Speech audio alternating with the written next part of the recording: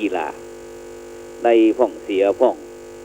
ก็เป็นเรื่องของอำนาจวาสนาตั้งพ่องปดพ่องก็เป็นเรื่องของตำแหน่งหน้าที่การงานปูดพ่องเบิกบานพ่องก็เป็นเรื่องของใบหน้าเจริญพ่องเสื่อมพ่องก็เป็นเรื่องของเกียรติยศชื่อเสียงของมนุษย์คนเฮาสรรเสริญพ่องนินทาพ่องก็เป็นเรื่องของโลกธรรมติดพ่องบ่ติดพ่องก็เป็นเรื่องโควิด-19รอดพ่องบ่รอดพ่อง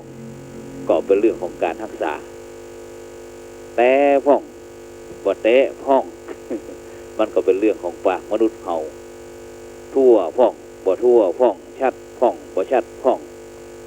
ก็เป็นเรื่องของตานักพ่องเบาพ่อง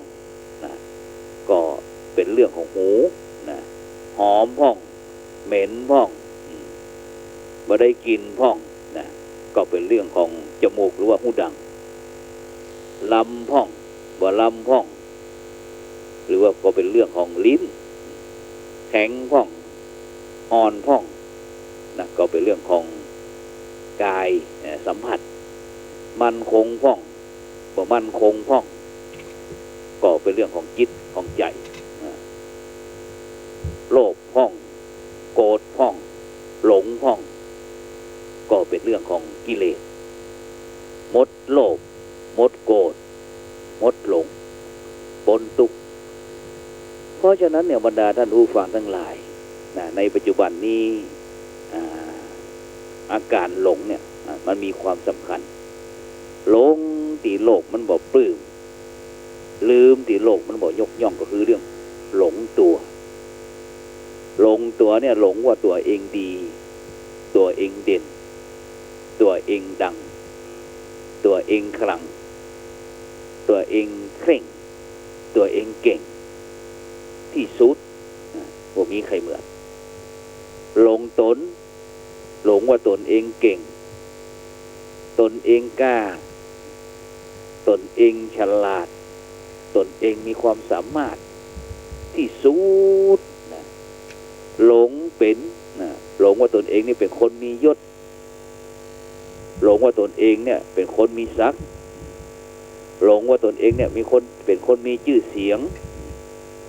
หลงตนเองว่ามีอำนาจหลงตนเองว่ามีชาติตระกูลเหนือกว่าคนอื่น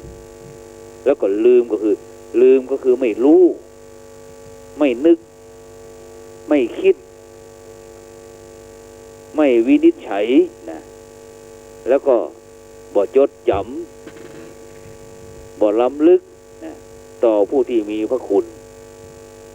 บ่ว่าจะเป็นสถาบันสถานที่แล้วก็สิ่งที่มีคุณแก่ตน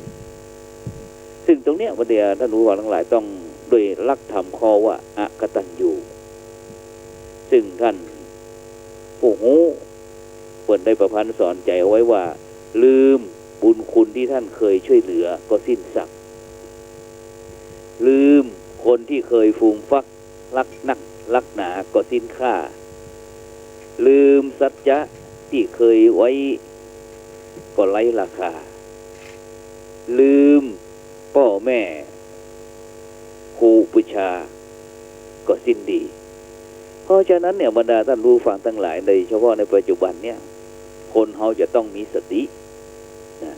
สติก็คือความรู้ตัวเมื่อรู้ตัวเราก็ต้องใจมันสมองใจสติใจปัญญามาพินิจพิจารณาคิดไต่ตรองเพราะฉะนั้นชีวิตเนี่ยเรามีชีวิตอยู่เราจะคิดแบบไหนถ้าเราคิดแบบวิทยาศาสตร์อันยังก็ต้องมีการพิสูจน์เหมือนกับในปัจจุบันเนี่ยเวลาคนตายนะต้องไปพิสูจน์ที่โรงพยาบาลคือหมอผ่าชำแหละมาก่อนต้องพิสูจน์แม้แต่เกิดเหตุการณ์ยิงกระตามก็ต้องพิสูจน์ก่อนนี่ของว่าคิดแบบวิทยาศาสตร์หรือว่าคิดแบบนิติศาสตร์อันยัง ก็ต้องตรวจสอบหาที่มาที่ไปก่อนนะมันตายเนี่ยมันต้องไปตรวจสอบก่อนว่ามันเป็นภัยที่ไหนมาจากไหนแต่ถ้าเราคิดแบบรัฐศาสตร์ก็คือการหาวิธีปรับหรือว่าวิธีจูนเข้าหากันโอนอ่อนผ่อนปรน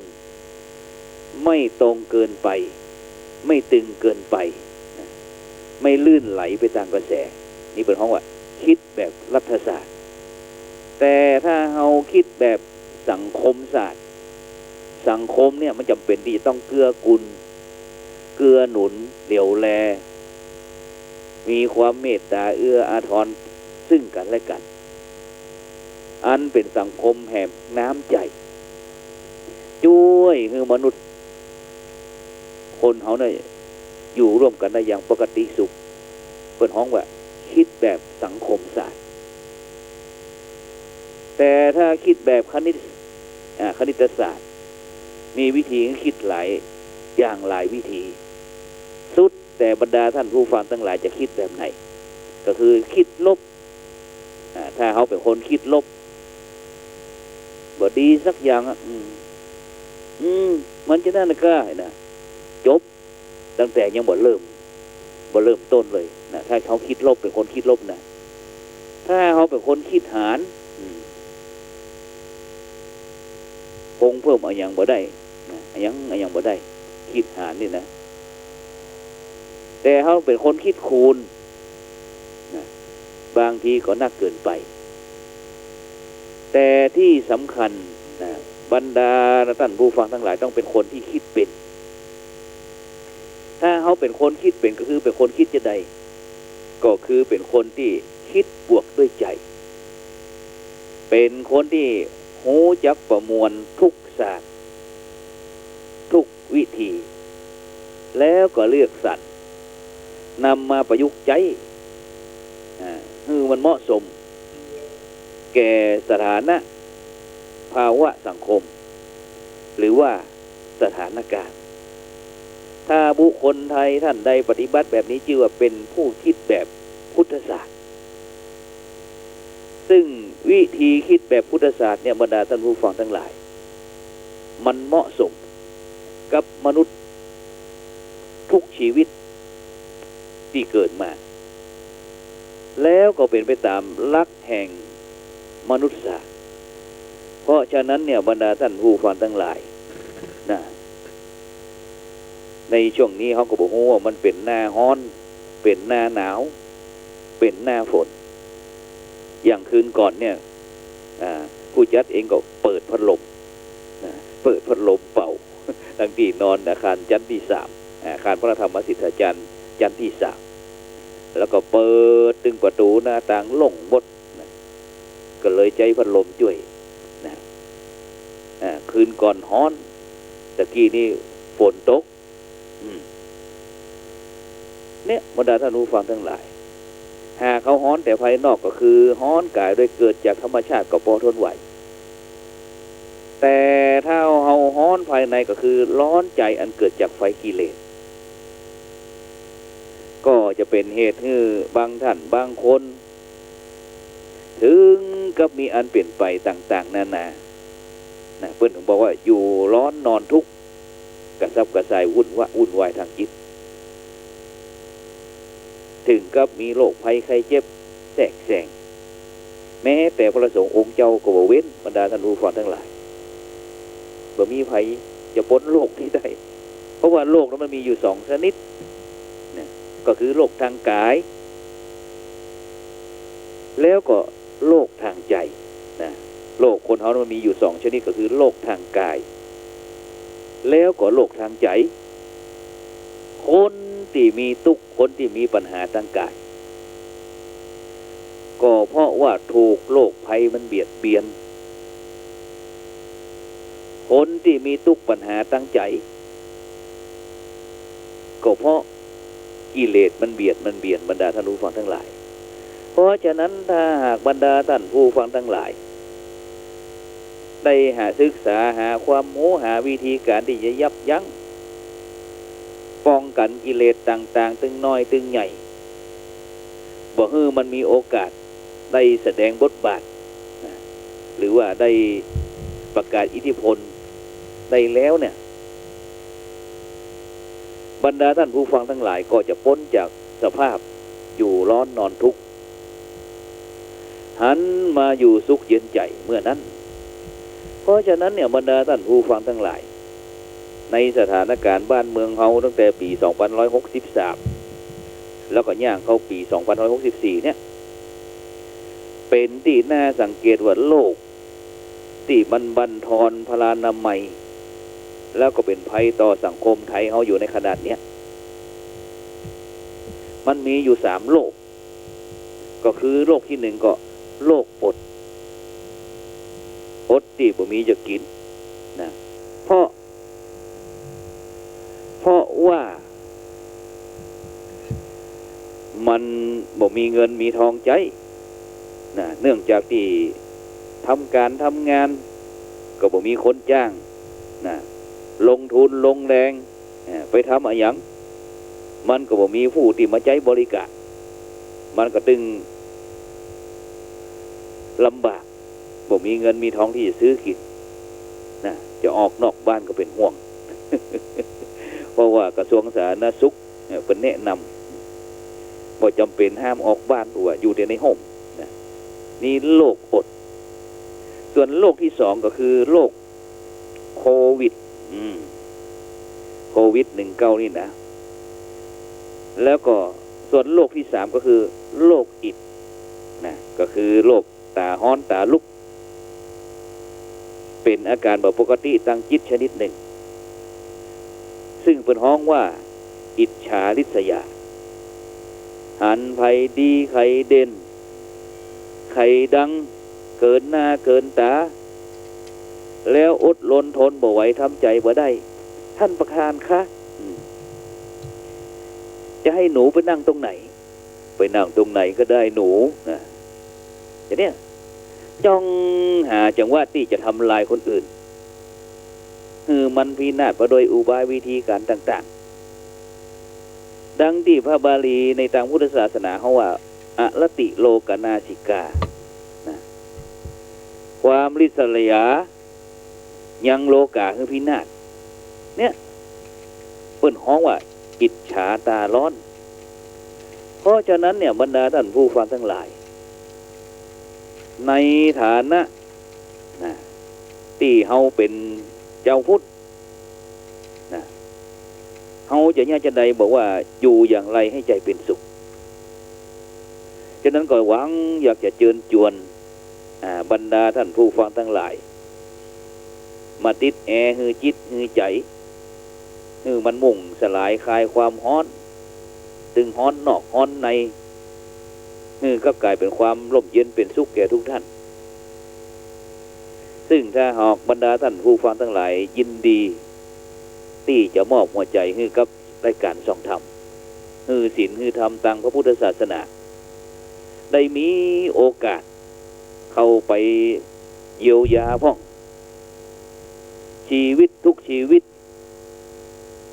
ก็จะเป็นชีวิตที่มันสมบูรณ์แบบบ่ใจภายนอกสดใสแต่ภายในเน่าเฟะอย่างนี้เปิ้นฮ้องว่ามีเกลือแต่ปล่อยให้เนื้อเน่าเหมือนกับเฮามีโอสถพิเศษก็คือธรรมะแต่ก็ปล่อยให้โลกร้ายก็คือกิเลสมันก็ลุมลัดฟัดเวียงนะก็บ่ต่างอย่างกับติยาที่อยู่ในตู้แต่โลกอยู่ในตัวซึ่งก็ช่วยอย่างกับบรรดาท่านผู้ฟังบ่ได้มียาตูสามัญประจำบ้านก็ไร้ประโยชน์ฉะนั้นเนี่ยบรรดาท่านผู้ฟังทั้งหลายบัณฑิตเป็นโบราณกล่าวว่ามีลูกไว้พึ่งพามีพระพุทธศาสนาไว้พึ่งใจดังเนี้ยก็เพื่อที่จะให้ชีวิตกับบรรดาท่านผู้ฟังทั้งหลายนี่มีที่ปึ้งมีที่ยึดมีที่เหนี่ยวมีที่เกาะมีที่กำซึ่งศีลธรรมในทางพระพุทธศาสนาเนี่ยก็คือยอดโอสถหรือว่าอาหารใจเพราะฉะนั้นบรรดาท่านผู้ฟังทั้งหลายก็อย่าเพลิดเพลินแต่แสวงหาอาหารที่มาเลี้ยงกาย จนเติมอาหารบำรุงใจเพราะฉะนั้นจะกลายเป็นว่าอิ่มเพียงท้องแต่พร่องทางใจแล้วก็ตรงกันข้ามคนใดฉีดวัคซีนตั้งพระพุทธศาสนาเข้าสู่จิตเข้าสู่ใจได้นักชีวิตก็มีความบริสุทธิ์ผ่องใสบ่ต้องไปรอวัคซีนที่ไหนนั่นแหละวัคซีนตั้งพระพุทธศาสนาเขานี่แหละ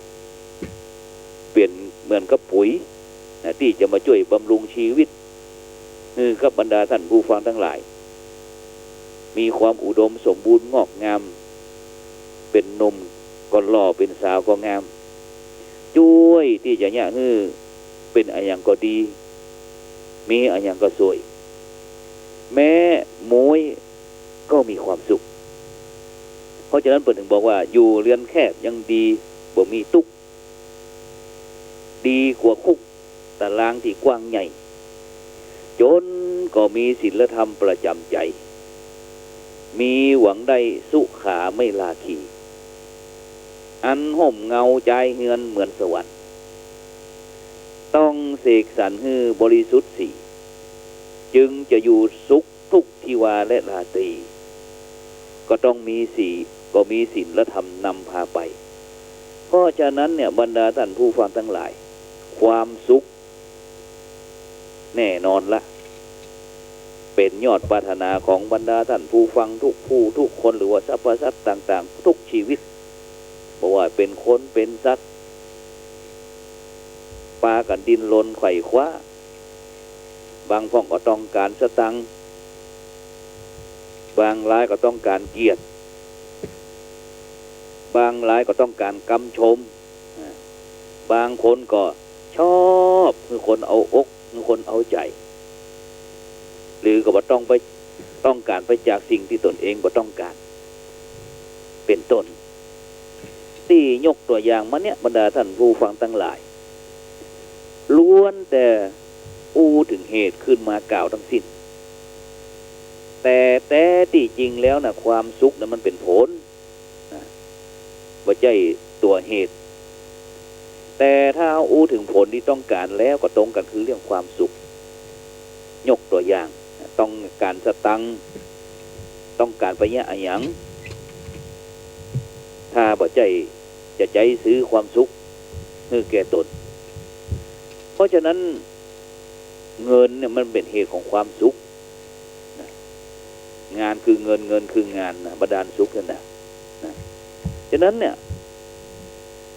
มันมีความหมายอยู่ในตัวมันเองอยากได้เงินชอบสตังค์เขาก็ต้องทำงานถ้าเขาท่านทั้งหลายบ่ทำงานแล้วที่ไหนเงินมันจะมี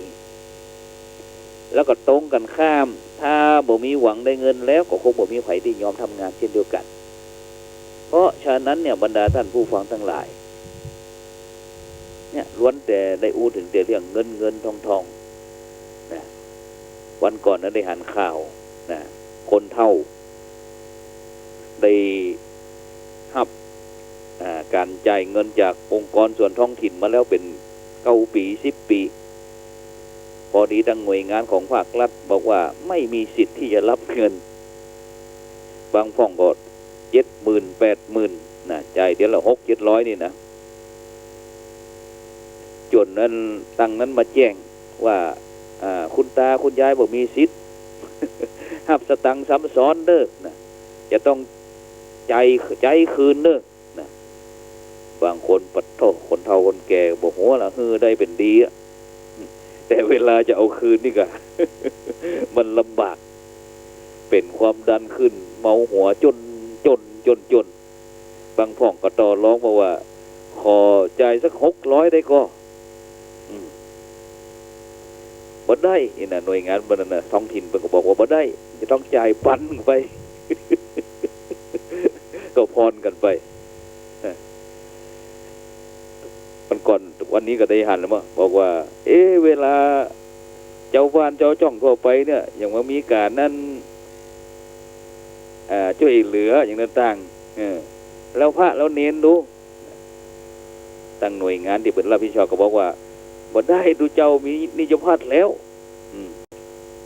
แล้วก็พระเน้นเห็นน้อยที่มันบ่มีรู้เนี่ยจะได้นั่นมันก็ตอบมามีการตอบตวนไปเรื่อย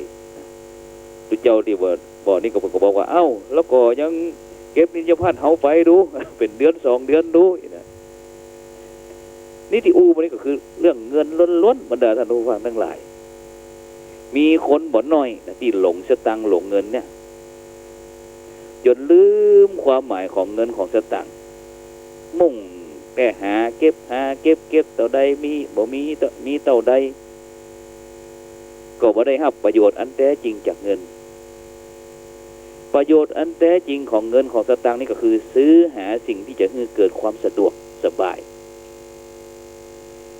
ห้องกันง่ายๆก็คือเรื่องความสุขนะนี่คือสุขแบบที่ 1ความสุขที่ได้จากกันได้จากเงินส่วนความสุขแบบที่ 2ความสุขได้จากการศึกษาเงินความบ่มีโลภนะท่านผู้ฟังก็คงเคยได้ฟังนะมันมีความขวัญที่แสดงถึงการมุ่งเอาความสุขที่เป็นหมายก็คือคำว่าศึกษาดีมีเงินใจไร้โลคาพาให้สุขสมบูรณ์เพราะฉะนั้นการศึกษาก็ดีการหาสตังค์ก็ดีการทำตัวให้สมบูรณ์ด้วยพลานามัยก็ดีล้วนแต่เป็นเหตุนะที่จะช่วยให้ชีวิตของเฮาท่านทั้งหลายเนี่ยมันมีความสุขทั้งนั้นนี่คือสุขที่ 2เพิ่นบอกว่าความสุขได้จากการศึกษาแล้วก็เงินความบ่มีโลภส่วนความสุขแบบที่ 3เป็นความสุขได้จากการมีบ้านมีกู้มีกินมีใจนี่ก็เป็นแบบหนึ่งที่แสดงถึงความต้องการของคนทั่วๆไปตามวิสัยโลกียะนะแต่บ่ได้ยินกันนักหนาก็คือมีบ้านอยู่มีกู้เข้านะมีเข้ากินมีทรัพย์สินใจนี่ก็เป็นเหตุของความสุขเฉพาะอย่างโดยเฉพาะมีบ้านอยู่เนี่ยบรรดาท่านผู้ฟังทั้งหลายนะก็เป็นความสุขเช่นเดียวกันก็เพราะบ่ต้องละเหเล่ร่อนนั่งบ่เป็นปอนนอนบ่เป็นตี้เพื่อความสุขในแง่เนี้ยเลยจำเป็นที่ต้องมีบ้านมีคู่เขาก็เป็นความสุขทางเพศทางมิ่งกวางเปื่อนร่วมทุกข์ร่วมสุขเนาะมีข้าวกินก็เป็นความสุขในด้านอิ่มนะต้องมันอิ่มมันบ่หิวนะมีสินใจก็เพื่อความสุขเกี่ยวกับสิ่งต่างๆมาสนองความปรารถนาของกิเลสของตนถ้าเฮาสรุปแล้วเนี่ยบรรดาท่านผู้ฟังทั้งหลายบ้านก็ดีกู้ผัวตัวเมียก็ดีเข้าป่าอาหารการกินก็ดีเงินทองทรัพย์สินก็ดีมันเป็นปัจจัยหรือว่าเป็นสะพานเพื่อให้ชีวิตของเฮาท่านผู้ฟังทั้งหลายผ่านไปสู่ความสุขทั้งสิ้นเพราะฉะนั้นเนี่ยบรรดาท่านผู้ฟังทั้งหลายงานหาความสุข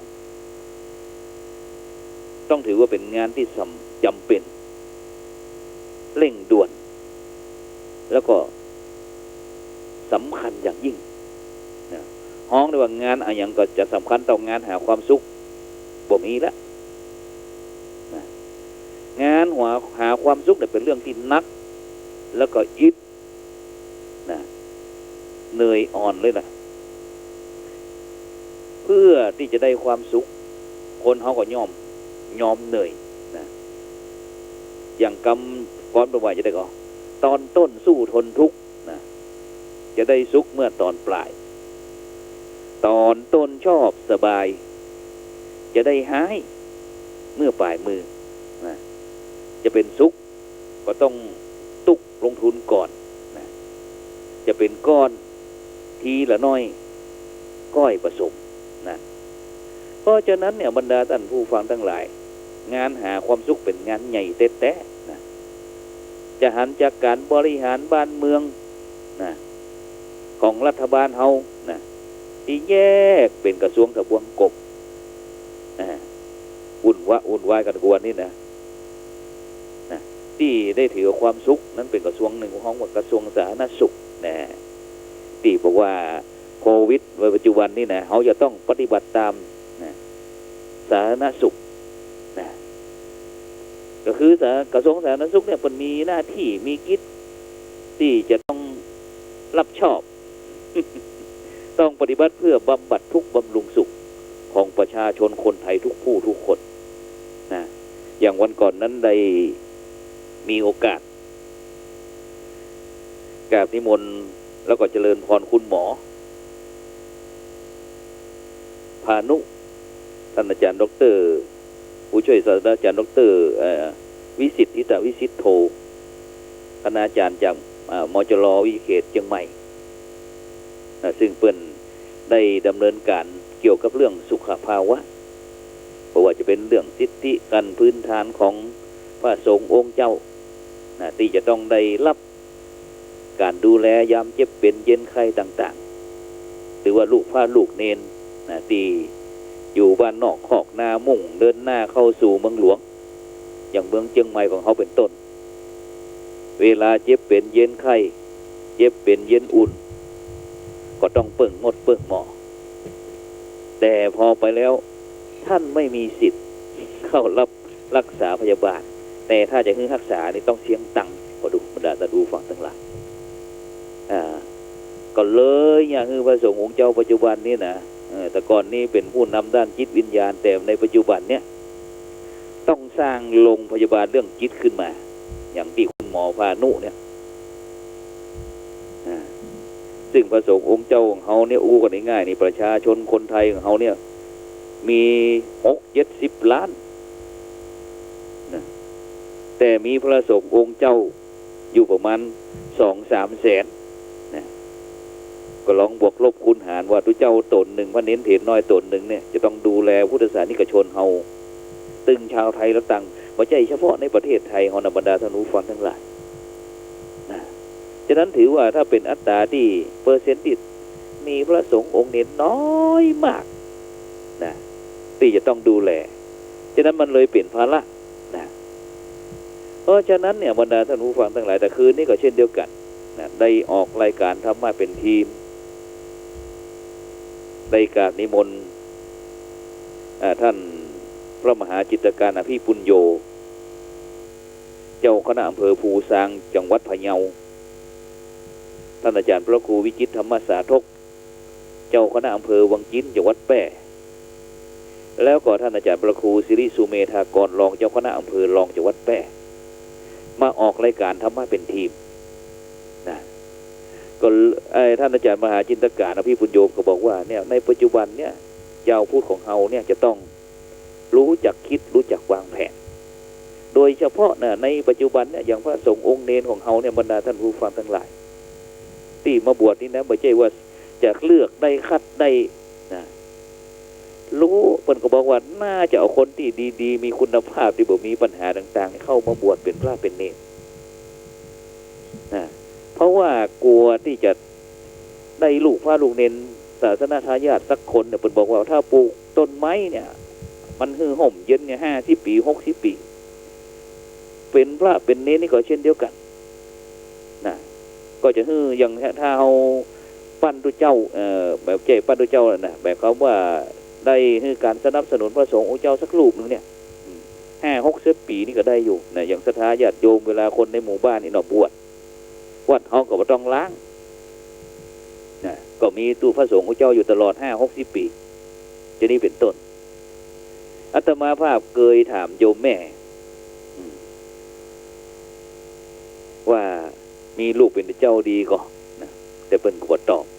ยิ้มน้ำตาซึมๆเข้ามาแล้วก็เคยมีเจ้าบ้านมันก็ถามว่ามีลูกนักหลานหลายอย่างนี้เนาะดูต่างมีลูกไปเนาะนี่เนาะ เพราะว่าโยมแม่นี้มีลูกบ่าวทั้งหมด7 คน 8 คนถึงป่อ9 คนถึงแม่นะฉะนั้นหมู่บ้านของผู้จัดเองก็จะมี9 คนแต่มีผู้หญิงคนเดียวอีก8เป็นผู้ชายอาตมาก็เคยอู้กับโยมพ่อโยมแม่ว่าการที่พ่อแม่มีลูกนักเนี่ยเขาถวายก็พระพุทธศาสนานี่อย่างคนหนึ่งเนาะเห็น6 คนนั่นจะมีครอบมีครัวจะได้ก็เจิญตามสบายนะไปจนถึงผู้จัดเองเนี่ยบรรดาท่านผู้ฟังทั้งหลายเพราะฉะนั้นเนี่ยการที่สิ่งที่เฮาฮักที่เฮาหวังแหนเนี่ยเฮาจะต้องมีการคัดเลือกนะแต่สิ่งดีๆเนี่ยคืออย่างเฮาฮักวัดฮักพระพุทธศาสนาเนี่ยเฮาก็ต้องคัดแต่สิ่งที่ดีๆเข้ามาบ่ช่วยว่าเป็นขี้ยุกขี้ยาเป็นคนอย่างก็ หมูหมาหมูแมวก็อย่างบดดีมันหายก็กินไก่ก็เอามาปล่อยวัดอีกนะ หมู3 กีบไก่นะ จะนี้เป็นต้นนะเพราะฉะนั้นมันก็เลยทำให้พระพุทธศาสนาเขานี่มันเหมือนกับอ่อนพลังลงเพราะฉะนั้นในยุคสถานการณ์ในบ้านเมืองในปัจจุบันเนี้ยบรรดาท่านผู้ฟังทั้งหลายหวังกันว่าหลังเกิดโรคระบาดโควิด-19 ไปทั่วโลกมีคนล้มตายเพราะโควิดนับหมื่นนับแสนนับล้านรายซึ่งการดำเนินชีวิตของคนเฮาเนี่ยมันก็จะเปลี่ยนแปลงไปตามทางที่ดีขึ้นก็คือจะดำเนินชีวิตนะแบบ New Normal นะหรือว่าวิถีชีวิตใหม่นะแต่ก็บ่เชื่อว่าจะเป็นอย่างนั้นเชื่อว่ามนุษย์เนี่ยจะกลับสู่ความเคยชินอย่างเดิมก็คือเคยบ่คาดหน้ากากอนามัยหรือว่าแมสก็จะบ่ขาดกันอย่างเดิมบ่ทำความสะอาดด้วยการล้างมือด้วยเจลแอลกอฮอล์นะแล้วก็จะบ่ขยันทำความสะอาดอย่างนั้นเหมือนเดิมบ่นั่งหรือว่ายืนห่างกับประมาณ1 วาที่เคยเรียกห้องไว้ระยะห่างนะในเวลากินข้าวว่าทำธุระใดๆก็ตามเนี่ยบรรดาท่านผู้ฟังทั้งหลาย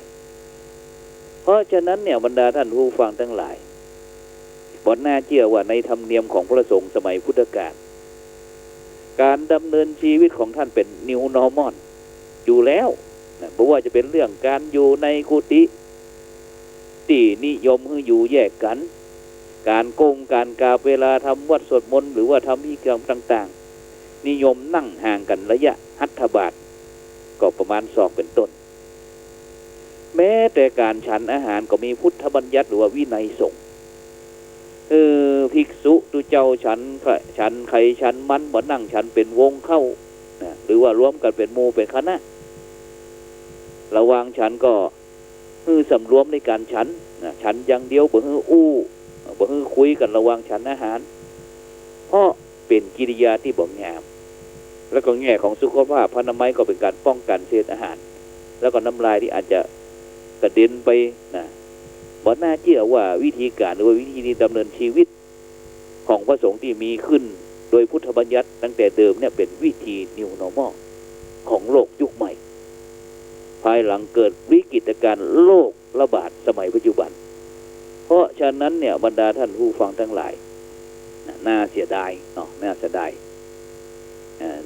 ยที่พระพุทธศาสนาของเฮานี่นะในยุคปัจจุบันนี้ขาดการเอาใจสนับสนุนนักจากผู้บริหารอย่างต่างๆนั่นเสียดายนะไม่ได้รับการเทิดทูนเท่าที่ควรเพราะฉะนั้นในขณะนี้บรรดาท่านผู้ฟังก็กำลังฟังรายการส่องธรรมซึ่งดำเนินรายการโดยอัตมภาพพระครูโสพลปริยัติผู้ช่วยเจ้าอาวาสวัดพระสิงห์วรมหาวิหารที่ได้นำนานาสาระธรรมะขององค์พระสัมมาสัมพุทธเจ้ามามาจามาเอิญมากล่าวกับบรรดาท่านผู้ฟังทั้งหลายแล้วก็วันพรุ่งนี้เป็นวันอาทิตย์ที่31นะก็จะมีพิธีพระราชทานเพลิงศพหลวงพ่อพระครูสุวัฒน์วรคุณอดีตเจ้าคณะที่ปรึกษาเจ้าคณะตำบลวัดเกตอดีตที่ปรึกษาวัดสันปะคอยที่วัดสันปะคอยก็คือไกลกมลพลทหารบกที่